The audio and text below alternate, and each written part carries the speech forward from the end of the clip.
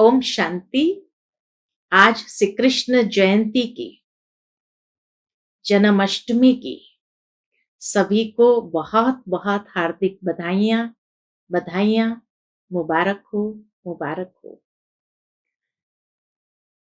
श्री कृष्ण की जन्म जयंती आते ही सारे भारत भर में एक ऐसा हर्षोल्लास छा जाता है, उमंग, उत्साह और खुशी हर एक के जीवन में भर जाती है। जो चारों ओर देखो तो हर कोई विभिन्न तरीके से जन्माष्टमी को मनाते हैं।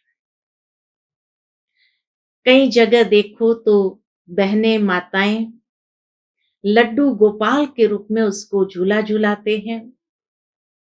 कहीं देखो तो कुमार या भाई लोग मिलकर के, संगठित होकर के बहुत ऊंची मटकी बांधते हैं और उस मटकी को फोड़ते हैं। तो कहीं देखो तो श्री कृष्ण के विभिन्न चरित्रों की झांकियां सज रही है और हर कोई उन झांकियों को देखने के लिए अपने परिवार के साथ जा रहे हैं। श्री कृष्ण की जयंती में ऐसी क्या खास बात है जो इतना हर्षोल्लास के साथ मनाते हैं? और किसी देवी देवताओं की जयंती नहीं मनाई, वहां तक कि श्री कृष्ण के साथ श्री राधे भी है, लेकिन श्री राधे की जन्म जयंती इतनी धूमधाम से नहीं मनाते जितनी श्री कृष्ण की जयंती मनाते हैं। वहां तक कि हर कोई माताएं, बहनें ये चाहना रखती है कि श्री कृष्ण जैसा बच्चा प्राप्त हो। कई बहनें सोचती है श्री कृष्ण जैसा भाई मिले, तो कई गोप सोचते हैं कि हमें श्री कृष्ण जैसा सखा मिले। हर कोई की इच्छा श्री कृष्ण को पाने की या श्री कृष्ण के साथ समय व्यतीत करने की रहती है। और यही सोचते हैं कि जब श्री कृष्ण साक्षात में इस भारत भूमि पर थे, उस समय का नजारा कैसा होगा, उस समय का दृश्य कैसा होगा। काश हम भी उस समय में होते थे।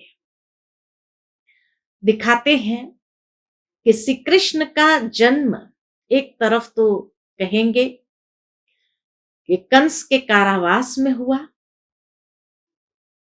घोर अंधियारी रात्रि थी, खूब तूफानी रात थी, और ऐसे समय में उसका जन्म होता है। और दूसरी ओर शास्त्रों में यह भी दिखाया है कि चारों ओर पानी ही पानी था और एक पीपल के पत्ते पर श्री कृष्ण अंगूठा चूसता हुआ इस संसार में आया। अब दोनों बात अगर देखा जाए, एक तो नहीं है। अब दोनों में से सत्य क्या है? क्या सचमुच श्री कृष्ण का जन्म जेल में हुआ था? जिस श्री कृष्ण की दुनिया के लिए कहा जाता है कि श्री कृष्ण जब इस संसार में थे तो उसकी महिमा में गाते हैं, वो 16 कला संपूर्ण, संपूर्ण निर्विकारी, मर्यादा पुरुषोत्तम, सर्वगुण संपन्न अवस्था में थे। उस समय का समाज कैसा था? तो नेचुरल है, जहां इतनी पावन आत्मा जन्म लेती हो, वो समाज कितना श्रेष्ठ होगा। तो उस श्रेष्ठ समाज में सबसे पहली बात, क्या कारावास होता है? जेल होती है? नहीं, ये भी किसी बात का प्रतीक है या किसी बात की ओर संकेत कर रही है। और इसीलिए श्री कृष्ण का जन्मोत्सव जरूर मनाएं, लेकिन समझ के साथ मनाएं। कहने का भावार्थ यही है कि कारावास यानी बंधन,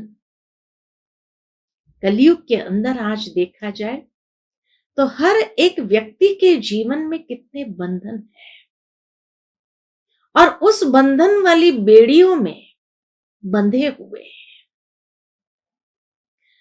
कारावास यानी अज्ञानता की अंधकार रात्रि, जहां विकारों का तूफान चरम सीमा पर था। आज चारों ओर दुनिया में अज्ञान अंधेरी रात है, जहां विकार चरम सीमा पर है। अनेक और बुराइयां छाई हुई है। हर एक मनुष्य का जीवन अनेक प्रकार की बंधनों की बेड़ियों में जकड़ा हुआ है। तो नेचुरल है, श्री कृष्ण को कहते ही है कि जब वो हर आत्मा को मुक्त करने आते हैं, अर्थात कि परमात्मा जब इस संसार में अवतरित होते हैं, तब ऐसी स्थिति होती है और तब उन आत्माओं को उन बंधनों से मुक्त कर, अनेक प्रकार के दुख दर्द परेशानियों के बंधनों से मुक्त कर श्री कृष्ण की दुनिया में ले जाते हैं। और इसीलिए वो श्री कृष्ण की दुनिया, जहां इस कलयुग के बाद आने वाली सतयुगी श्रेष्ठ दुनिया, जहां श्री कृष्ण जैसे पावन आत्मा का जन्म होता है। इसीलिए दूसरी ओर जो दिखाया कि चारों ओर पानी ही पानी, और ऐसे में एक पीपल के पत्ते पर श्री कृष्ण अंगूठा चूसता हुआ इस संसार में आता है। अर्थात ये कलयुगी अज्ञानता की दुनिया जब समाप्त होती है और पावन सतयुगी दुनिया जब इस संसार में आती है, तो उस समय भारत ही होता है। बाकी चारों ओर दुनिया जलमय हो जाती है, लेकिन भारत खंड अविनाशी माना जाता है और अनेक आसपास के देश जो है भारत खंड के साथ जुड़ जाते हैं। इसीलिए भारत को भारत नहीं महाभारत कहा जाता है।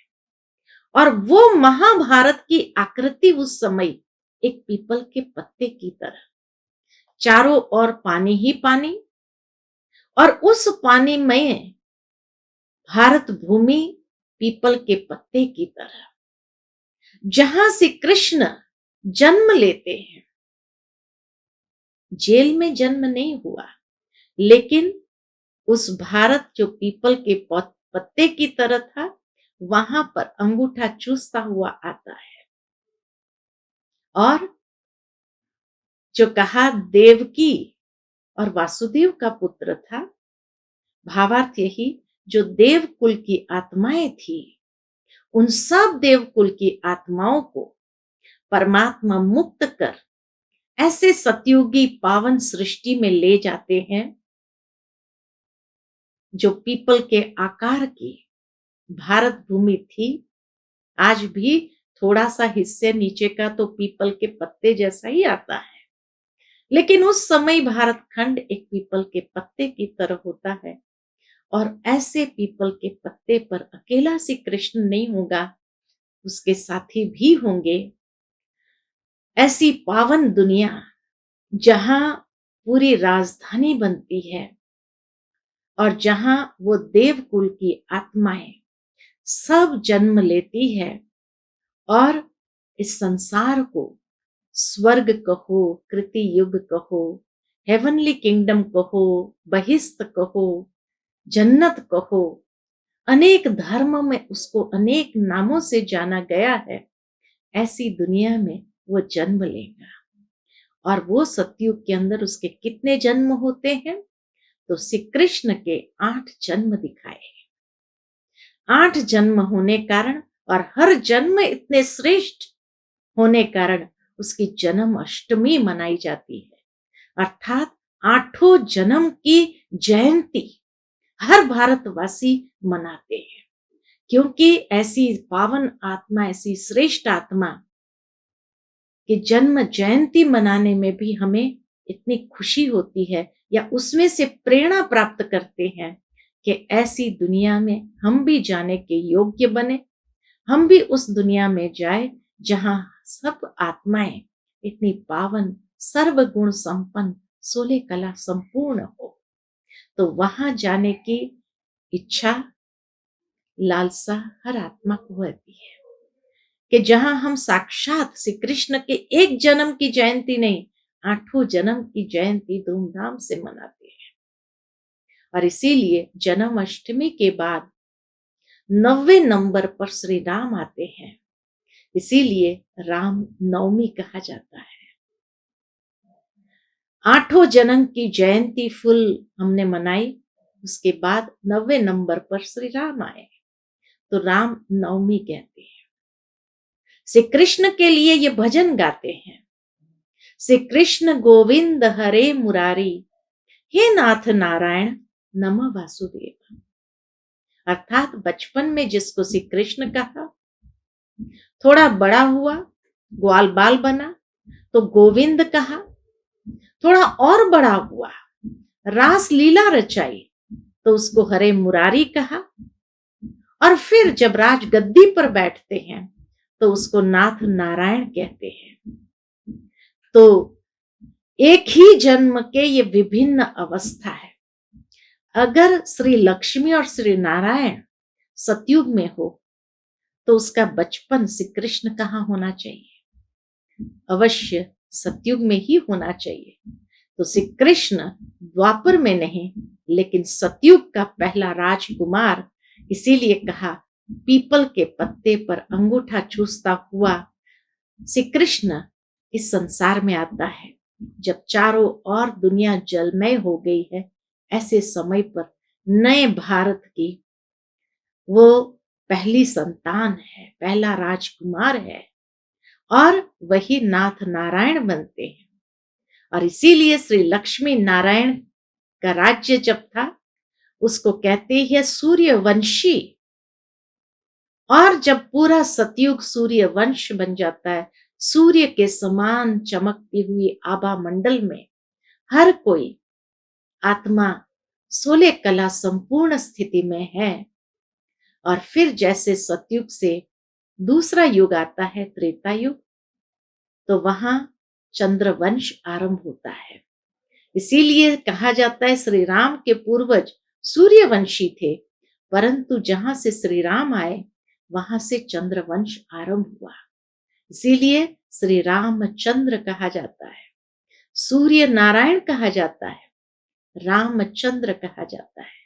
तो इसीलिए श्री कृष्ण सतयुग का अर्थात श्री नारायण का ही बचपन का स्वरूप, और श्री राम त्रेता युग में।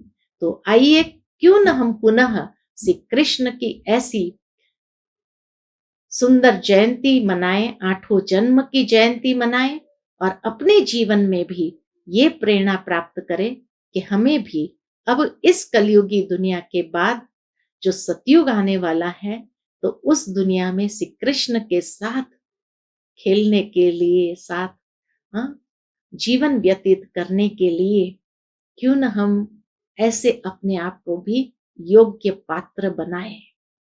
उसकी जो महिमा गाई है, वही योग्यता हमें अपने जीवन में भी धारण करनी है। उन्हीं शुभ वचनों के साथ सबको पुनः बहुत बहुत जन्माष्टमी की मुबारक हो, मुबारक हो। ओम शांति।